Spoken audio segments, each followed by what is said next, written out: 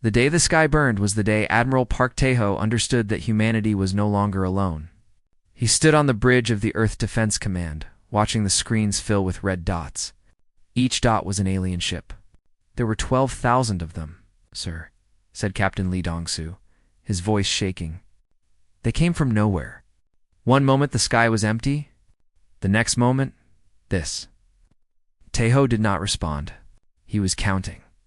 12,000 enemy ships against humanity's 400. The math was simple. The math was death. For 150 years, humans had dreamed of meeting other life in the stars. They had sent messages into the void. They had built telescopes and listened for whispers from distant worlds. They had hoped. They had prayed. Now their prayers were answered. And the answer was war. The alien fleet arranged itself in a perfect circle around Earth's solar system. They moved together like one creature with 12,000 bodies. Their ships were black and shaped like blades. They absorbed the light of the sun and gave nothing back. Dr. Kim Yuna ran onto the bridge. She was the best language expert on Earth. For 20 years, she had prepared for this moment. She had created programs that could translate any language. She had studied every pattern of communication known to science. They are sending a message, she said. I can translate it. Do it, said Tae-ho, while Yuna worked at her console. Her fingers moved fast. The room was silent except for the soft sounds of her keyboard. Then she stopped. Her face went pale. What does it say? Asked Dong-soo, while Yuna read the words slowly. Submit or be erased. You have one planetary rotation to decide. Resistance will result in extinction. This is not a negotiation. This is mercy. Accept it. The bridge went silent. Every officer looked at Admiral Tae-ho. He was an old man. He had fought in small wars on Earth. He had trained soldiers and built ships. But nothing had prepared him for this. Send a reply, he said. Tell them we wish to talk. Tell them we come in peace. Yuna sent the message. They waited. Minutes passed, then an hour, then 3 hours. The reply came as laughter. The alien commanders laughed at humanity's request for peace. Then they sent a single image. It showed the moon base on Europa. Then it showed the moon base exploding. 3,000 people died in 1 second. Families, scientists, children. They killed them, whispered Dong-soo. They killed them like it was nothing. Yuna covered her mouth with her hand. Tears fell from her eyes. But she did not look away from the screen. Commander Shin Hana walked onto the bridge. She was younger than Tae-ho, but her eyes were older. She had seen war. She had lost people. She did not cry. What are our options? She asked. We have none, said Dong-soo. We cannot win. We cannot run. We can only surrender or die. Hana looked at Tae-ho. And what do you say, Admiral? Tae-ho thought about his life. He thought about his daughter, who lived in Seoul with her 2 children. He thought about the billions of people on Earth who were sleeping, eating, loving, dreaming. They did not know that death was waiting in the sky. He thought about surrender. The aliens would take Earth. They would make humans into slaves, or worse. And even if humanity surrendered, there was no promise the aliens would keep their word. They had already killed 3,000 people for no reason. What was to stop them from killing everyone? And then Tae-ho thought about something else. He thought about history. He thought about every time humanity had faced impossible enemies. He thought about small armies defeating empires. He thought about people who refused to kneel even when the sword was at their neck. Call a meeting of the World Council, he said. Every nation, every leader. Now, the meeting lasted for hours. Some leaders wanted to surrender. They said it was the only way to save lives. Others wanted to fight. They said death was better than slavery. They argued. They shouted. They wept. In the end, they voted. The vote was close, but the answer was clear. Humanity would not surrender. Tae-ho returned to the bridge. His officers looked at him with fear and hope. Hush! What did they decide? Asked Yuna. We fight, said Tae-ho. We fight until we cannot fight anymore. and if we die standing. He walked to the communications console. He typed the reply himself. His fingers were steady. His heart was calm. The message was simple. It said, "We decline your offer. And know this. We remember everything. Every death. Every insult. Every act of cruelty. We are human, and humans do not forget." He sent the message into the void. On the alien flagship, the High Commander read the reply. He was a tall creature with gray skin and 6 eyes. He had conquered 40 worlds. He had killed billions of beings. He had never lost a war. He laughed. "They have 400 ships," he said to his officers. "We have 12,000. They have no weapons that can hurt us. They have no shields that can stop us. And yet they refuse to submit." His officers laughed with him. "Begin the attack at dawn," said the High Commander. "Burn their cities. Kill their soldiers. Teach them what happens to species that dare to refuse the dominion." He turned away from the screen. He was already thinking about his next conquest. Earth was just a small rock in a small corner of the galaxy. It would fall by sunset. He did not know that he was making the biggest mistake of his life. He did not know that humanity was about to teach the galaxy a lesson it would never forget. The stars watched in silence. And somewhere on Earth, a young girl named G1 looked at the sky and saw fire. She was 14 years old. By the time the war ended, she would be a soldier, a killer, a legend. But that night, she was just a child, watching the end of the world begin. The first battle lasted 6 hours. When it ended, humanity had lost 340 ships. The aliens had lost 12. Admiral Park Taho watched his fleet die. He watched young men and women burn in the cold darkness of space. He watched Captain Lee Dong-soo lead a desperate charge against an enemy carrier. The carrier did not even slow down. It flew through the human ships like a knife through paper. Dong-soo died with fire in his eyes and a curse on his lips. "Fall back," Taho ordered. His voice was calm. His heart was breaking. "All ships, fall back to the asteroid belt. We cannot win this fight, but we can survive it." The remaining 60 ships ran. The aliens did not chase them. Why would they? 60 ships were nothing. Less than nothing, the real attack began the next day. The alien bombers came at dawn. They flew over Seoul first. The city was home to 30 million people. By noon, it was home to fire and ash. The bombs did not just destroy buildings. They burned everything. The heat was so strong that stone turned to liquid. People did not die. They evaporated. G-1 was at school when the bombs fell. She was in the bathroom when the ceiling collapsed. A piece of metal cut her face from her eye to her chin. She crawled out of the rubble and found the world on fire. She walked home through streets filled with screaming people. The sky was orange. The air tasted like metal. She walked past bodies that did not look like bodies anymore. When she reached her house, there was nothing left. Just a hole in the ground where her family used to live. G-1 did not cry. She sat down next to the hole. She stayed there for 3 days. She did not eat. She did not sleep. She just sat and waited for death. Death did not come for her. But Sergeant B. Kwai-young did. Kwai-young was a soldier. He was 40 years old with gray in his hair and scars on his hands. He had fought in small wars before the aliens came. Now he fought the biggest war in human history. He found G1 sitting in the ashes of her home. He looked at her for a long moment. Then he held out his hand. "Come with me," he said, "or stay here and die. Your choice." Gi-won looked at his hand.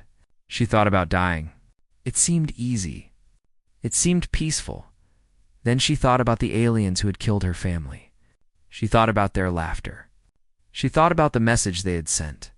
Submit or be erased. She took Ki-young's hand.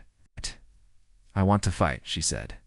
Her voice was rough from 3 days of silence. Ki-young nodded. "Good, because we need fighters. We need people who are not afraid to die." "I am not afraid," said Ji-won. "I have nothing left to lose." Ki-young looked at her face. At the wound that would become a scar, At the emptiness in her eyes, "It makes you dangerous," he said. "That makes you exactly what we need." The war continued. The aliens conquered city after city. They destroyed armies. They burned forests. They poisoned oceans. They killed and killed and killed, but they could not kill everyone. Humans hid in caves and tunnels. They hid in mountains and deserts. They hid in the ruins of their own cities. And from these hiding places, they fought back.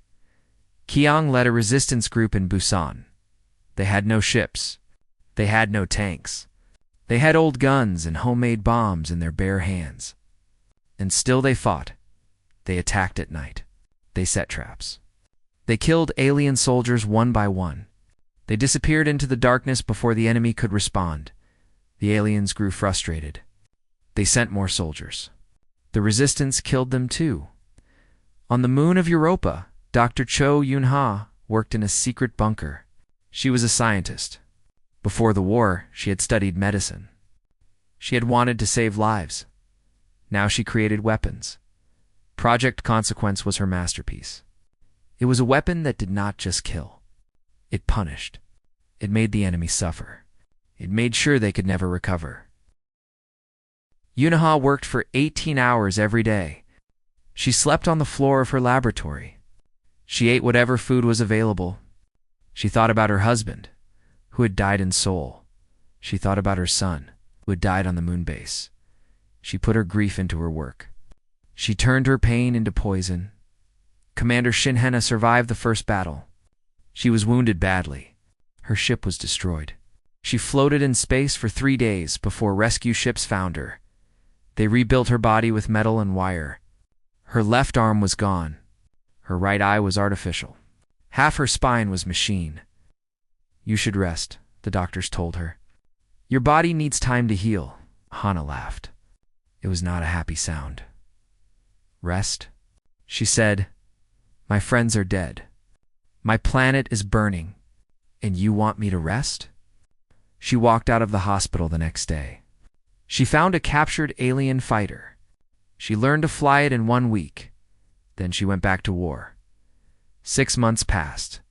The aliens controlled 70% of Earth. They had killed 4 billion people. They had destroyed every major city. They had crushed every army. But they had not won in every corner of Earth. Humans fought. Old people, young people, sick people, people who had never held a gun before. They all fought. The alien commanders sent a report to their high commander. The report said that despite their total military victory, resistance had increased.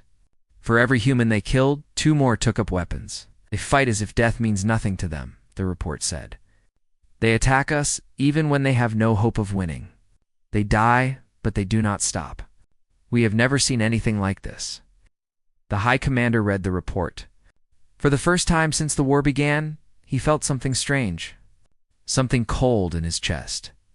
He did not recognize it. It was the beginning of fear.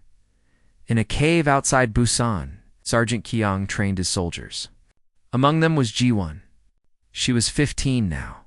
She had killed 37 alien soldiers. "The enemy is stronger than us," Qiang told his troops. "They have better weapons. They have more ships. They have everything." He paused. He looked at their faces. Young faces. Old faces. Scared faces. Angry faces. "But they do not have what we have," he continued. "They do not have our memory. They do not have our hate.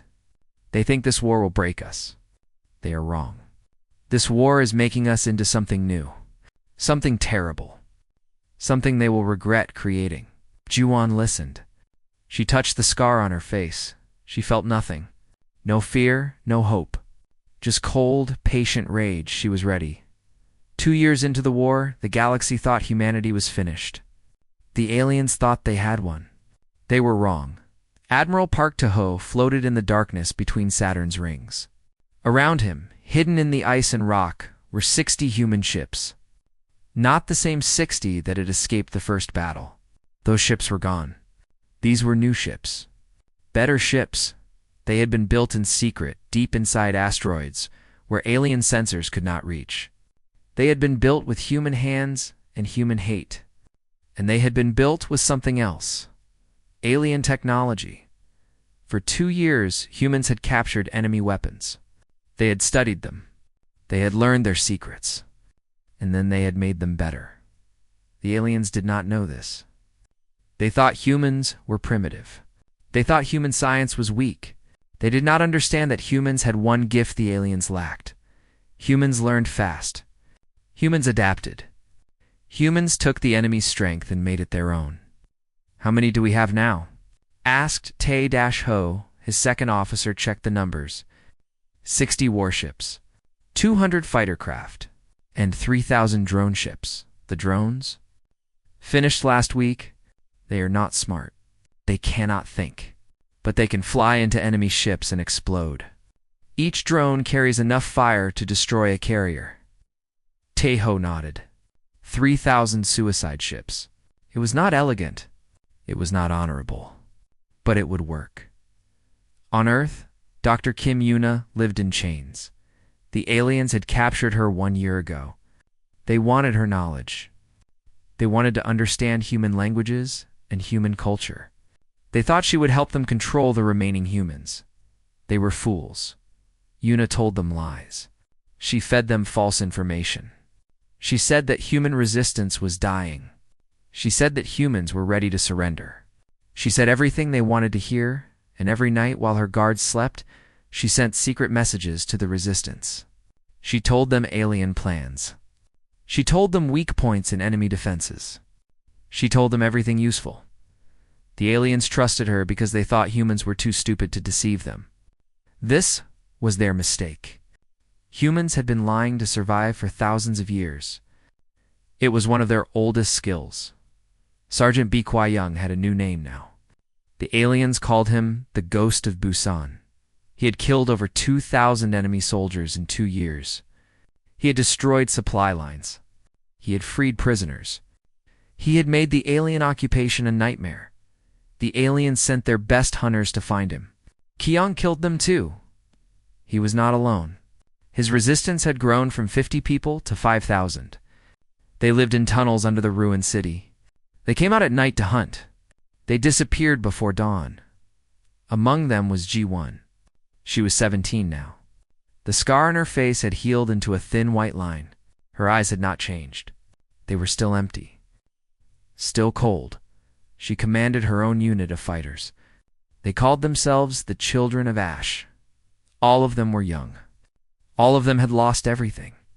All of them wanted revenge more than they wanted life. G1 was their leader because she was the best killer among them. She did not hesitate. She did not show mercy. She did not feel doubt. Kume watched her sometimes. He saw what she had become. Part of him was proud. Part of him was sad. "Do you ever think about after?" he asked her one night. "After the war? What will you do?" G1 cleaned her rifle. She did not look up. "There is no after for me," she said. "I am not fighting to live. I am fighting to make them pay." Kyung said nothing. He understood. He felt the same way. On Europa, Dr. Cho Yunha finished Project Consequence. It had taken her 2 years. She had worked until her hands shook and her vision blurred. She had pushed her body beyond its limits. She had poured everything she had into this weapon. Now it was ready. Project Consequence had 2 parts. The first was a biological weapon. It was designed to attack alien DNA. It would not kill them. It was worse than that. It would make them unable to have children. Any alien touched by this weapon would be the last of their line. The second part was a spatial warhead. It could collapse hyperspace lanes. These lanes were how aliens traveled between stars. Without them, their ships would take centuries to reach their home worlds. They would be cut off from their empire forever. Yunha looked at her creation. She thought about what it would do. She thought about the aliens who would never see their children grow up. She thought about the families that would end because of her work. She felt nothing. They had killed her family. Now she would kill their future. Commander Shinhana flew a captured alien ship now. Her body was more machine than human. Her left arm was metal. Her right eye was a camera. Half her organs were artificial. She did not care. Her body was just a tool. Tools could be replaced. She trained new pilots in secret bases on Mars, young humans who had never known peace. She taught them to fly. She taught them to fight. She taught them to hate. The enemy thinks we are broken, she told them. They think we are waiting to die. They are wrong. We are waiting for the right moment. We are waiting until we are ready. And when that moment comes, we will show them what humans can do. Her pilots cheered. They were eager for battle. They wanted revenge. Hannah did not cheer. She had lost the ability to feel joy long ago. But she could still feel satisfaction.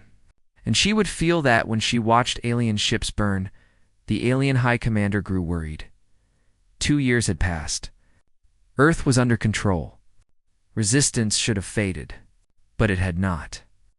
If anything, it had grown stronger. His intelligence officers brought him reports. Human attacks were increasing. Alien casualties were rising. Supply convoys were disappearing. And there were rumors. Rumors of human ships hiding in the outer planets. Rumors of secret weapons being built. Find them, the High Commander ordered. Search every moon, every asteroid, every corner of this miserable system. Find them and destroy them. His officers searched. They found nothing. The humans were too well hidden, too careful.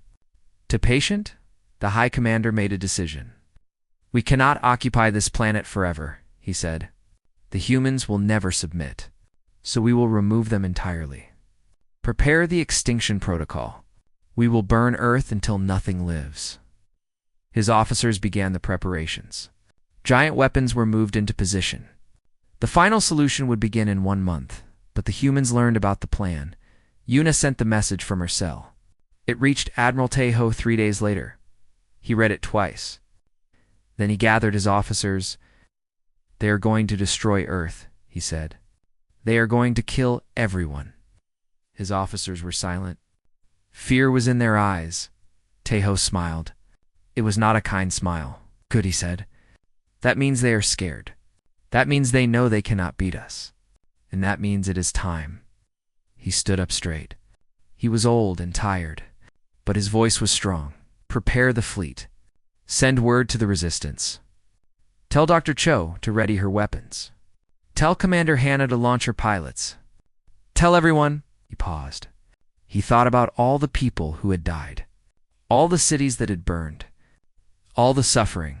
It is time to show the galaxy what happens when you make war on humanity. The alien fleet was preparing to destroy Earth when the humans attacked. They came from nowhere. One moment, the sky around Saturn was empty. The next moment, it was full of fire. Admiral Park Tejo led the charge. His ship, the Last Dawn, flew at the front of the human fleet. Behind him came 60 warships and 3,000 drones. The aliens were surprised. Their sensors had not detected the human fleet. Their intelligence had said humans had no ships left. Their commanders had promised the war was over. The commanders were wrong. All ships attack pattern Delta, Tejo ordered. Drone ships, target their carriers first. Do not let them launch fighters. The drones obeyed. They were not smart. They could not think or feel or fear. They just flew forward and exploded. The first alien carrier died in a ball of light. Then the second. Then the third. The alien fleet tried to respond. They launched fighters. They fired their weapons. They screamed orders at each other, but the humans were faster. They had studied alien tactics for 2 years. They knew every move the enemy would make. They had planned for everything on Earth. Sergeant B. Kyung gave the signal. 10,000 resistance fighters rose from the ruins. They attacked every alien base, every supply depot, every communication tower. They struck everywhere at once. The aliens on Earth were cut off from their fleet. They could not call for help. They could not coordinate their defense. They were alone. Kyung led the assault on Seoul, or what was left of Seoul. The city was ruins now. Broken buildings and empty streets. But it was still home, and Kyung wanted it back. For Earth. he shouted as he charged forward. His soldiers echoed the cry. They were not professional warriors. They were teachers and farmers and students. They were parents who had lost children and children who had lost parents. They were ordinary people who had become soldiers because they had no choice, and they were unstoppable. Juan fought beside them. She did not shout. She did not cry. She just moved through the battlefield like a ghost, killing everything in her path. She found an alien general hiding in a bunker.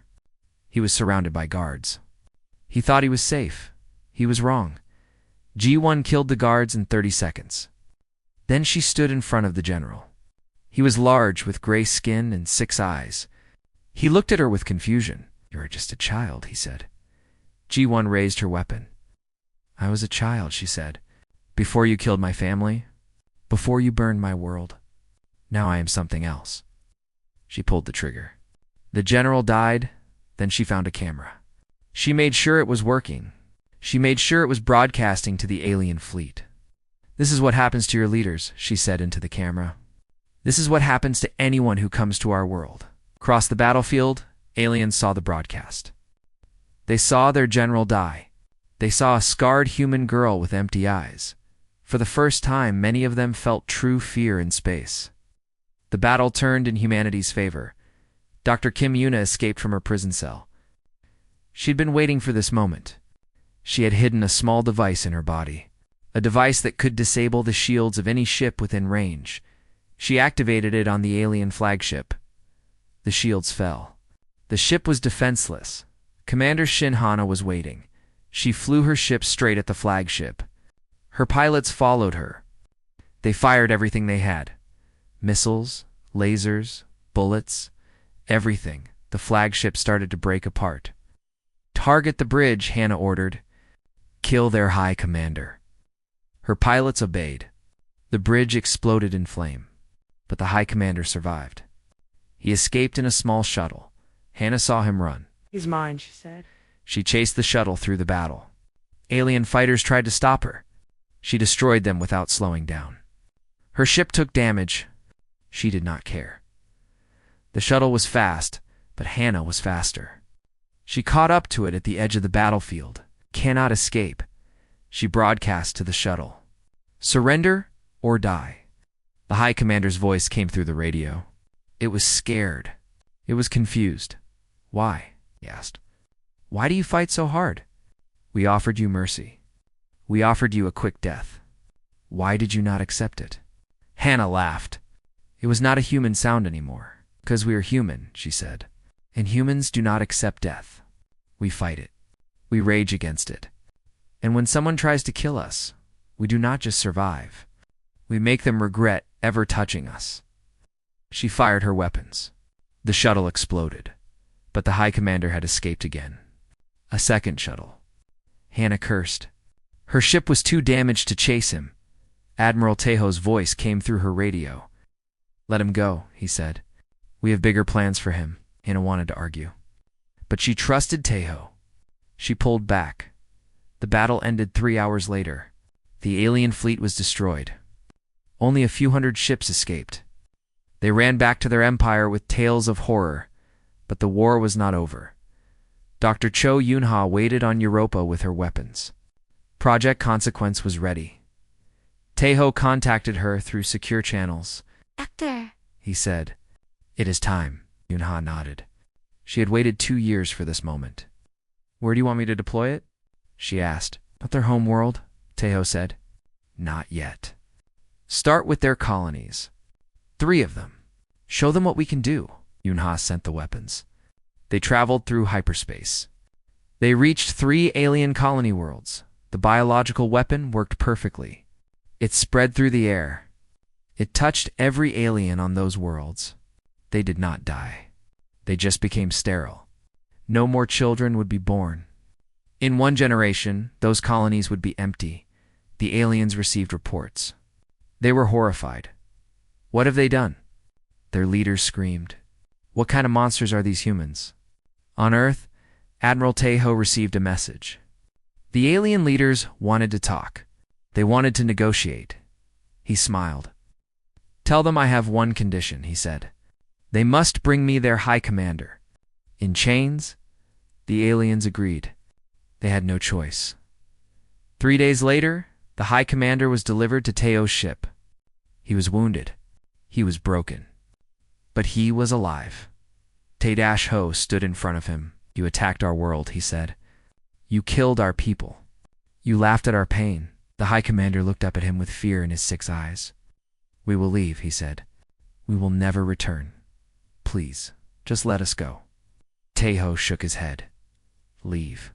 He said, you misunderstand. We are not letting you leave. He leaned closer. You started this war. We are going to finish it.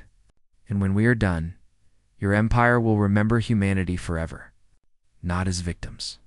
As the species that made you pay for every drop of blood you spilled, the high commander started to shake. He finally understood.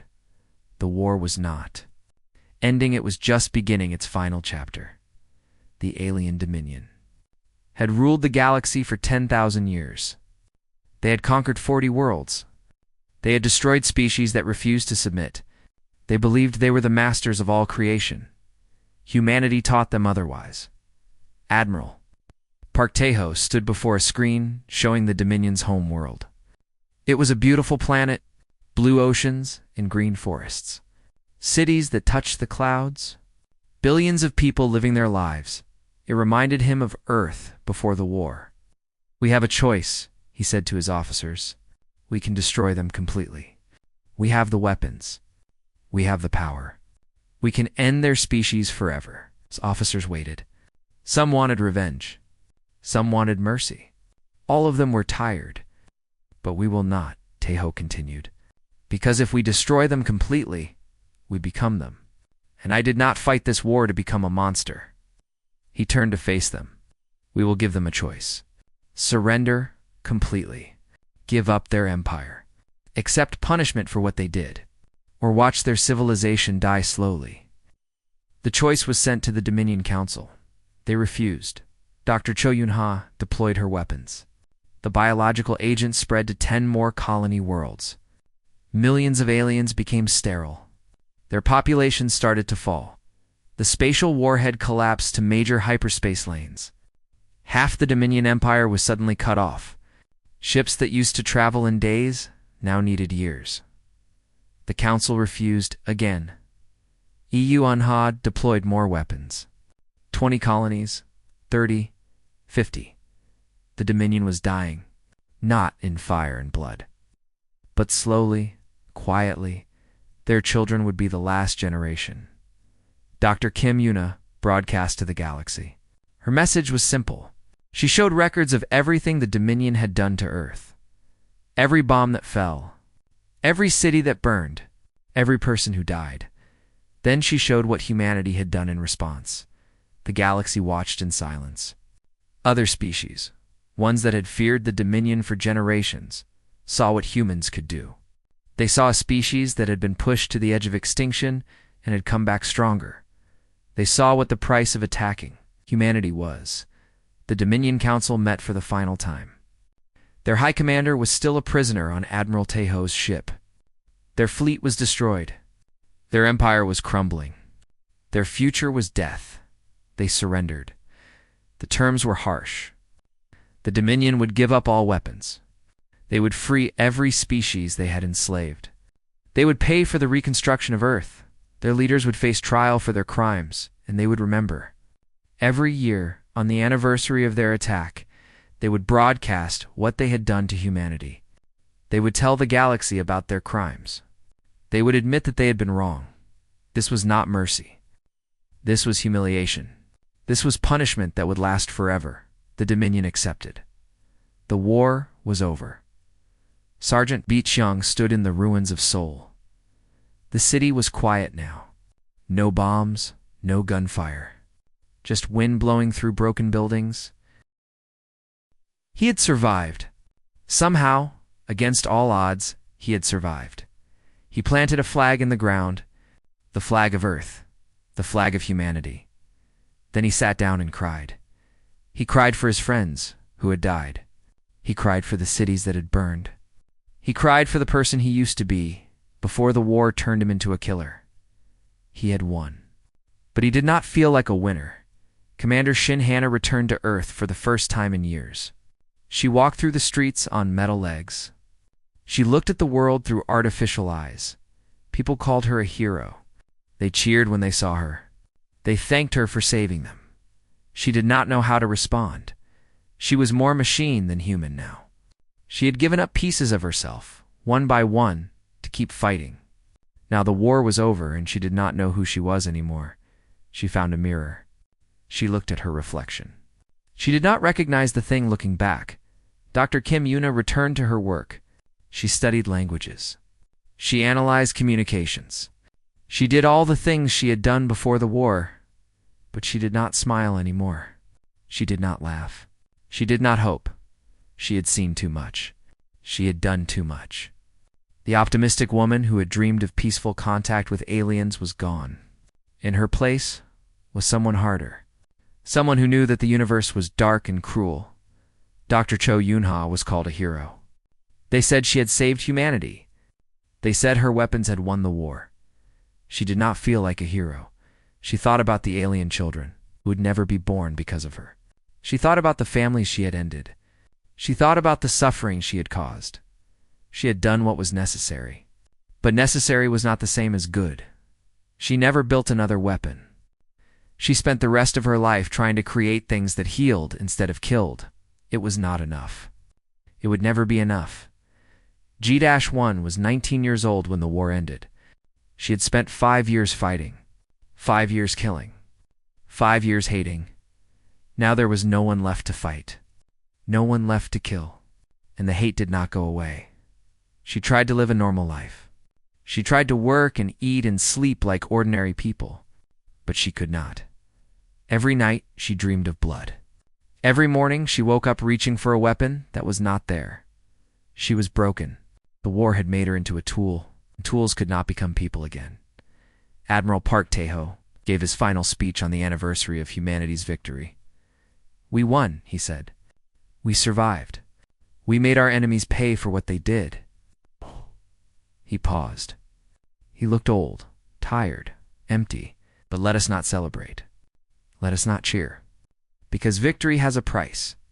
We paid that price with the lives of billions. We paid it with our cities and our forests and our oceans. We paid it with pieces of ourselves that we will never get back. He looked at the crowd. He saw soldiers with empty eyes. He saw children who had grown up knowing only war. He saw a species that had won but had lost something precious in the process. "The galaxy will remember us now," he said. "They will remember us as the species that would not die, the species that fought back, the species that made the Dominion pay." He took a deep breath. "But I hope they also remember the humans we used to be, the dreamers, the builders, the people who looked at the stars and hoped for peace. Those humans are gone now. The war killed them. What remains are the weapons we made from ourselves." He sent one final message to the galaxy. Every species, every world, every corner of space, we ask for peace. You chose war. Remember Earth. Remember what we lost. Remember what we became. There will be no forgiveness, only consequence. War has a cost. You will regret making us pay it. 30 years later, an old woman sat in a garden on the rebuilt Earth. Her face had a thin scar from her eye to her chin. Her eyes were empty but calm. A child walked up to her. "Were you in the war?" the child asked. "The great war against the aliens?" Ji-won looked at the child. So young, so innocent, so full of hope, she said. "I was in the war. Did we win?" Ji-won thought about the question. She thought about everything she had lost, everything she had become, everything the war had taken from her. "We made them pay," she said finally. "We made them regret ever attacking us. But did we win?" the child asked again. Ji-won was silent for a long moment. "Yes," she said softly. "We won." She looked at the sky. It was blue and peaceful. No bombs. No fire. No death. "But child," she whispered, "so did we pay. So did we." The child did not understand. That was good. Gi-won hoped no child would ever have to understand. She hoped this would be the last lesson the galaxy ever needed. The stars watched in silence, and humanity remembered everything.